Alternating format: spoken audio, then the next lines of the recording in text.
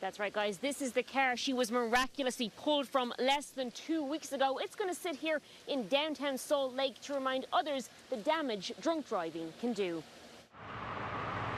I knew they were headlights. I was just really confused to why they were in front of me. Sonia Wilson is out of hospital. Glad to be home, glad to see all these familiar faces. Broken. My femur came out of my leg. And beat up. My knee actually cracked like a cookie. After this. It was the 30th of December. Cut from her car. My pelvis fractured, so they had to put that back into place. After being smashed into. My friend was on the phone, so she heard the whole thing. Apparently I screamed really loud. By a wrong-way driver in Draper. I don't remember being hit. I just remember being stuck. One who police say had been drinking. Makes me kind of mad. They could have killed somebody. And crashes like these will make you cringe. Last year alone, there were 44 wrong-way wrecks in Utah, where alcohol was a factor. 35 in 2017 and 47 the year before. Do you feel lucky to be alive? I do, yeah.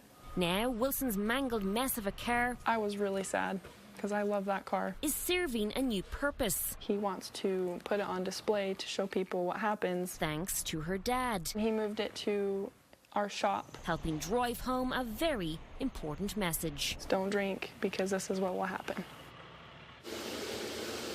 Now, the suspect in this case is facing multiple charges. Sonia's car, as I said, is going to stay here for the foreseeable future on South Jefferson Street. As for Sonia herself, she faces a long road to recovery. There's a GoFundMe link up on our website for her at KUTV.com. Live in Salt Lake, Bronagh Tumulty, 2 News. All right, a good reminder for everyone. Bronagh, thank you. Absolutely, guys. I did get a chance to speak briefly with some of the firefighters who've been on scene here all night. They've been checking for hotspots. They said that things have been fairly calm, but there have been some instances where some of the tree limbs have been falling down. So if you live around here, that is a little bit of a concern. Please tread carefully. I want to show you over here, there is some caution tape up. We don't know for sure if this is where the fire started. Authorities did tell us yesterday that they believed it started somewhere behind the Cinema Court complex. They believe an open flame was to blame. They did rule out a barbecue yesterday, but that's all we can eliminate at the moment. I want to show you just how close it is, or how close this fire came to the Cinema Court complex. It's right here, literally this path separating the flames on this side from the homes on this side. We spoke with a little boy who lives here yesterday. He said his friend's house was one of the homes, one of the 8 homes destroyed in all of this. He wants to have a yard sale for him, and that is indicative of the reaction that the community has had for the victims here. They all just want to help. We'll tell you more about that coming up at 6:30. Send it back to you guys. Well, Heidi, this involves 2 trains. One was heading northbound, one was heading southbound. The northbound train was coming around the curve here at Constitution Boulevard around 7:30 this evening when it derailed somehow. We don't know how or why it did. We don't know if speed was a factor, but the last car in that northbound train came off the track. It hit a UTA power pole in between the southbound and the northbound tracks. The last car of the northbound train slammed into the front car of the southbound train. Now, there was nobody on the northbound train, but there were 19 passengers on the southbound one. That's the one that's right, the one that you're looking at right now. Nobody was hurt. We did speak to a couple of people who got off the train. They said that they felt a sudden jolt. The train shook a little bit, but nobody fell over or was hurt or injured. They were forced to kind of sit there for 30 to 45 minutes while crews de-energized the train and made sure that power lines were not an issue. Now, for anybody who rides the Green Line regularly, this accident is between Decker Lake and West Valley Central. There are bus bridges in effect there right now, and those bus bridges will be in effect in the morning if this is the line that you ride to get to work. Now, that northbound train on the other side of the tracks there, we do believe that will be here through the night.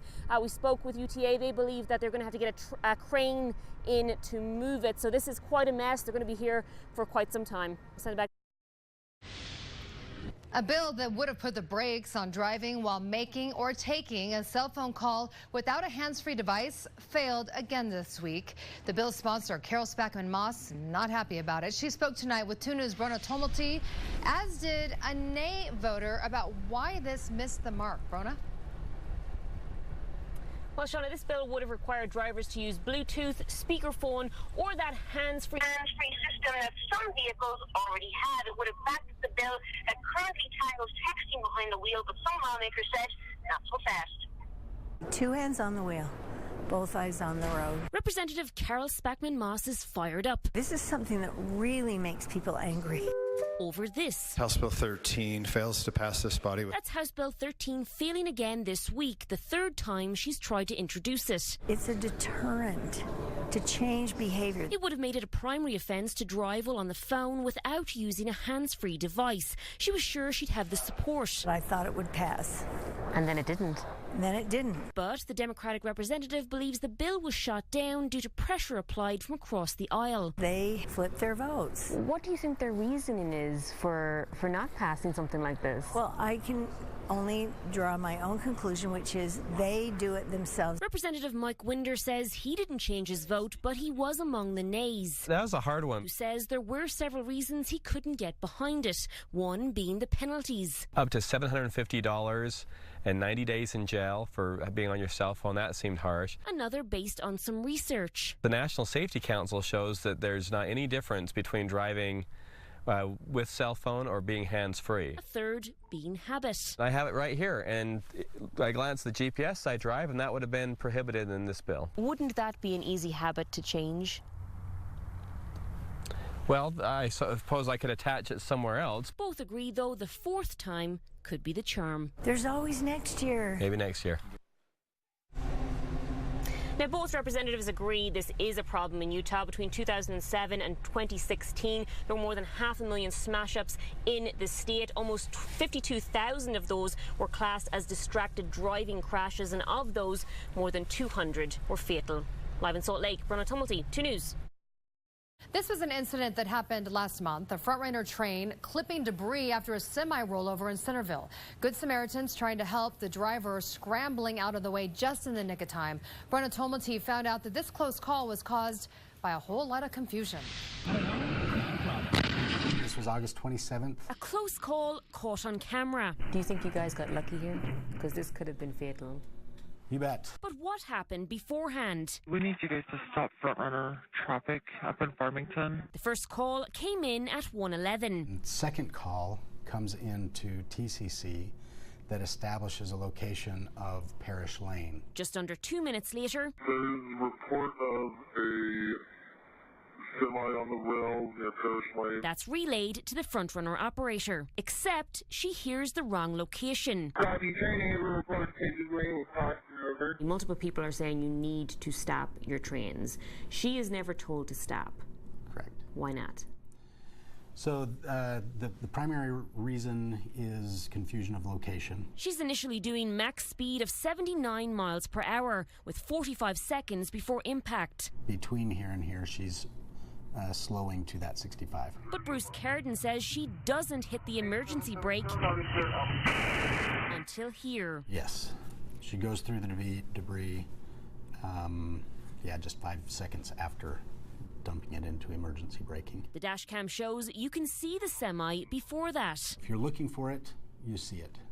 But she should have been looking for it. She was looking 2 miles down the track. I don't drive trains, but I would be looking out for that regardless of where I thought it was going to be. We've had a group of professional operators and management review this, and based on their professional opinion, she did not have time to stop the train. But she would have if told to stop from the get-go. Can we talk about the driver?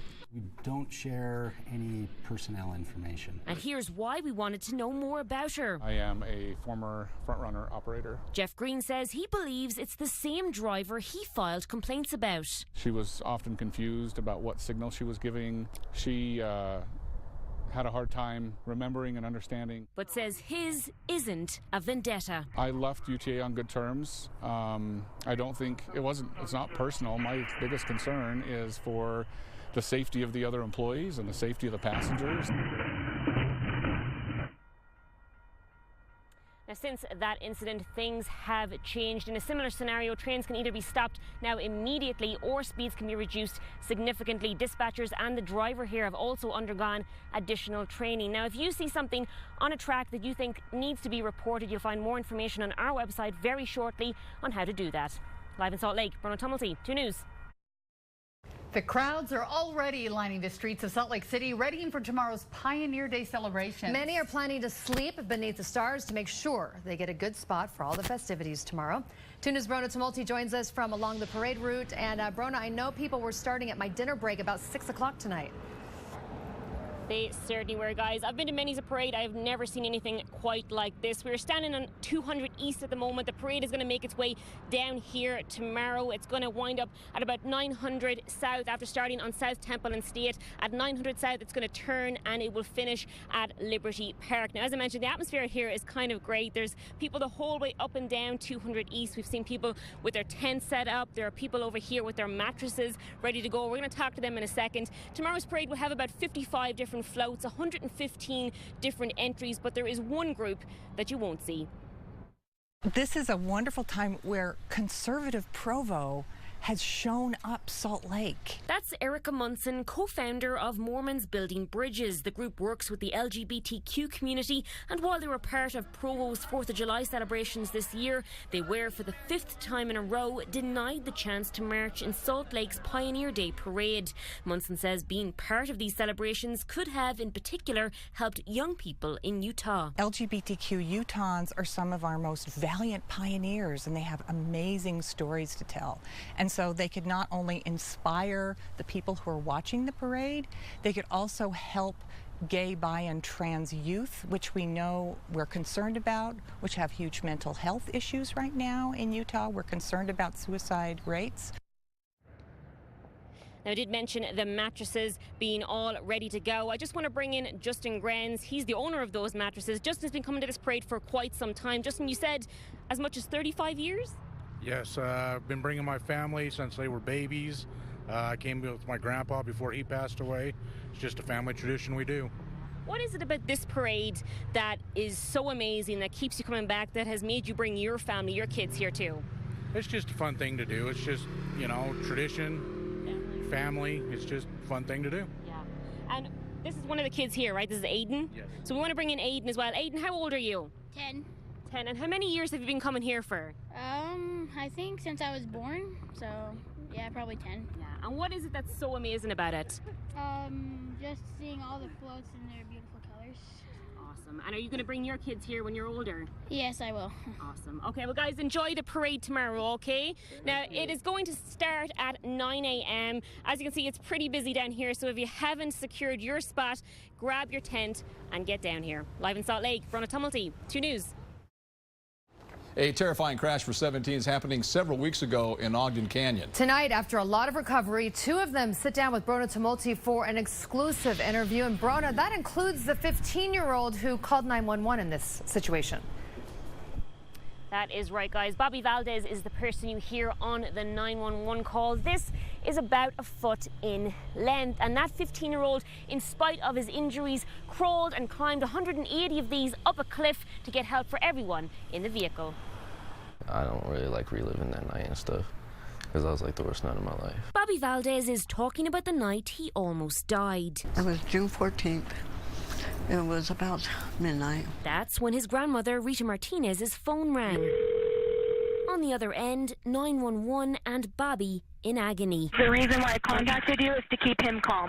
Please tell me what's going on, Bobby. And 6 other teens had flipped a car in Ogden Canyon. We were going too fast. Rolling 180 feet into it. I thought it was like a dream because I just heard everybody screaming. Some, like Bobby, thrown from the vehicle. So I didn't know how bad everybody was hurt. He knew he had to get help. Start crawling up the hill, on my stomach. Climbing to the roadside for cell service. Ma'am, we just went down the canyon. We know the area that you're in, and I have responders on the way, but Dispatch getting Martinez on the line. Talk to Grandma right here. Yes, my love. He just told me everything's gonna be okay, and I'm a champ and stuff, and I'm gonna be okay. I was freaking out. Who wasn't just worried about Bobby. Oh no, this ain't happening. It can't be my grandbaby. She had no idea if her other 2 grandchildren were even alive. All I knew is that I couldn't move. 17-year-old Destiny was still lying in the canyon. I had broken my C-spine, and it was a C7. Which could have paralysed her. From my shoulders down. But amazingly, she's already walking. I'm really grateful that I'm here. The cousins both feel that way and want other teens to take note. Always make sure to like obey the law. Be safe about everything you do, because this could happen to anybody. Now, all 7 of those teenagers are out of the hospital tonight. They are all doing well. It's a miracle that they're all doing so well. The spot where they crashed is a 40-mile-per-hour zone, and we're told that the teens were doing about 70 miles per hour. So again, they're just hoping that everybody out there learns from their mistake. I'll send it back to you guys. Well, guys, we have been able to get a little bit more information. Right now, what we know is that at least one person is hurt. It is a woman. This is Lake Pines Drive.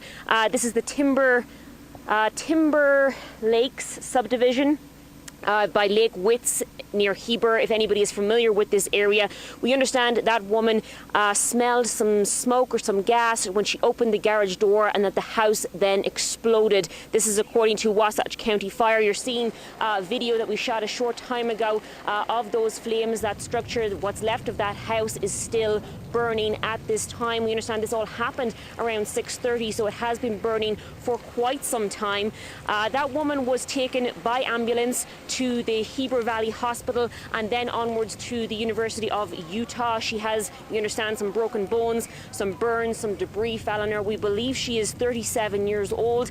What we are hearing right now is that a retired firefighter from Salt Lake City went into the house after her and pulled her out of that structure. Again, this all happened around 6:30. This is Lake Pines Drive, Timber Lake subdivision. The fire is still burning down the street. This is as close as we can get right now, but it doesn't look like there's much left of that house. If you're still seeing that video, that's still going on. We were just up there a very, very short time ago. We just came down a little bit to get a signal for our live shot. Wasatch crews, search and rescue, firefighters, the Sheriff's Department, they are all still on scene. That's the only information we've been able to get. They're all still tied up with this, still trying to take care of everything down there. Again, one person hurt at least. We don't know if anybody else has been hurt or if there have been any fatalities in all of this. We're going to stay on scene. We're going to try and get some more information, and when we do, we will update you guys online. We'll send it back to you guys for now. This is a story that's touching hearts far and wide. Lauren McCluskey welcomed home by hundreds who attended the celebration of her life in Pullman, Washington. 2 News' Bronagh Draft is the only reporter there. She had the chance to talk one-on-one with Lauren's grandfather. Bronagh, this had to be a tough conversation. It certainly was. The whole family is understandably devastated by this. But what many people may not know is this is the second time in less than 12 months that tragedy has struck. I think she managed to make more friends than I think I'll ever have. John McCluskey's blue eyes match those of someone Lauren is my granddaughter. he misses terribly. She was beautiful. I mean, she was the kind of person that I was super glad that she grew up to be. Eyes that light up when he talks about Lauren. You were very proud of her. Oh, absolutely. And filled up when he watched her run. Tears came to my eyes. It was just incredible. When she was competing, she was single-minded and she was beautiful. He heard the news out of Utah from his own daughter. Jennifer brought us the news, and it's always in the middle of the night, burst in the door and told us what happened. And I'm sure you're both just devastated. Yeah, I was numb for about 3 or 4 days. It was like, this can't happen, but it did happen, and we got to deal with it. And trying to deal with pain like this is something he's now done twice. Our second loss, we had another grandchild died from a heroin overdose. Paige Bryant was Jennifer's daughter. Lauren was his son Matt's. So both of your kids have now lost. Yes. It's in a club that nobody wants to be in. That was less than a year ago. It was December. And Paige was also just 21. It's a nightmare in that it reopened this whole thing. Now they're picking up the pieces again. It's one of those things, it's 1 in 75 million chance. Trying to cope with the loss of another young woman. That she was going to be somebody that was going to come out and going to really make a difference in the world. Who touched a lot of hearts in a few short years. She's here. She's a great, great girl. Now, if you'd like to watch the full interview with John McCluskey, we are going to get that up on our website for you very shortly. That is KUTV.com. Live in Pullman, Washington, Bronagh Draft, 2 News.